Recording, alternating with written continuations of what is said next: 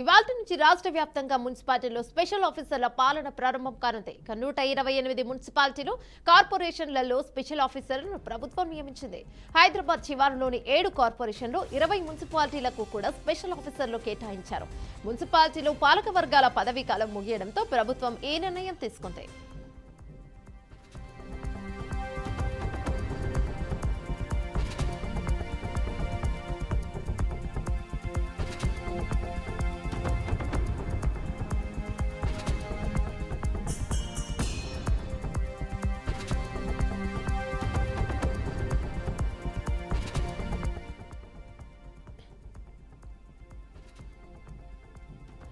ఇవాల్టి నుంచి రాష్ట్ర వ్యాప్తంగా మున్సిపాలిటీలో స్పెషల్ ఆఫీసర్ల పాలన ప్రారంభం కానుంది. 128 మున్సిపాలిటీలు కార్పొరేషన్లలో స్పెషల్ ఆఫీసర్లను ప్రభుత్వం నియమించింది. హైదరాబాద్ శివార్లోని 7 కార్పొరేషన్లను 20 మున్సిపాలిటీలకు కూడా స్పెషల్ ఆఫీసర్లను కేటాయించారు. ఇక మున్సిపాలిటీలో పాలక వర్గాల పదవీ కాలం ముగియడంతో ప్రభుత్వం ఈ నిర్ణయం తీసుకుంది.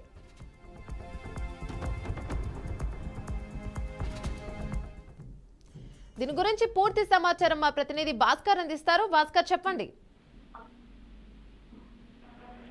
ఏమన్నా తెలంగాణ రాష్ట్రంలో మున్సిపాలిటీల పదవీ కాలం అయిపోవడంతో ఇవాటి నుంచి స్పెషల్ ఆఫీసర్ల పరిపాలన కొనసాగనుంది. ఈ నేపథ్యంలో ఏదైతుందో పూర్తిస్థల గత 5 ఏళ్ల నుంచి కూడా ప్రభుత్వం మున్సిపాలిటీన పూర్తిస్థల గత ప్రభుత్వం ఉన్నటువంటి పరిస్థితి. ఇవాటికి నిన్నటికే పూర్తి కాలం అయిపోవడం, పదవీ కాలం 5 ఏళ్లు ముగియడంతో ఇవాటి నుంచి స్పెషల్ ఆఫీసర్ల ప్రత్యేక అధికారుల పాలన కొనసాగనుంది. అయితే ఈ నేపథ్యంలోనే ఉన్నటువంటి అధికారులకు పూర్తి స్థాయిలో అధికార బాధ్యతలు ఇలా అఫీషియల్ గా అప్పచెప్పారు. ఇప్పటికే ప్రభుత్వం అఫీషియల్ గా జీవోను కూడా జారీ చేసిన పరిస్థితి.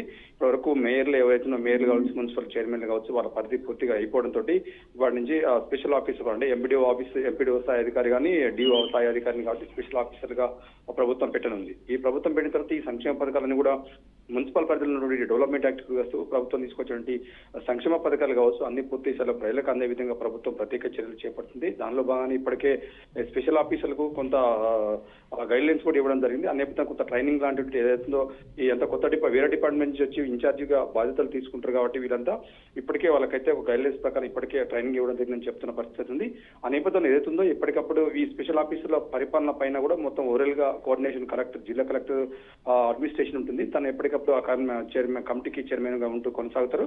ఎప్పటికప్పటికి ఏదైనా డెవలప్మెంట్ యాక్టివిటీస్ ఉన్నా మంచి పూర్తి స్థాయిలో ఆయన కలెక్టర్దే ఎప్పటికీ మానిటరింగ్ చేస్తున్నారు కాబట్టి స్పెషల్ ఆఫీసర్ల పరిపాలన వాటి నుంచి ప్రజలకు రానున్న అవకాశం ఉంది. Thank you Bhaskar.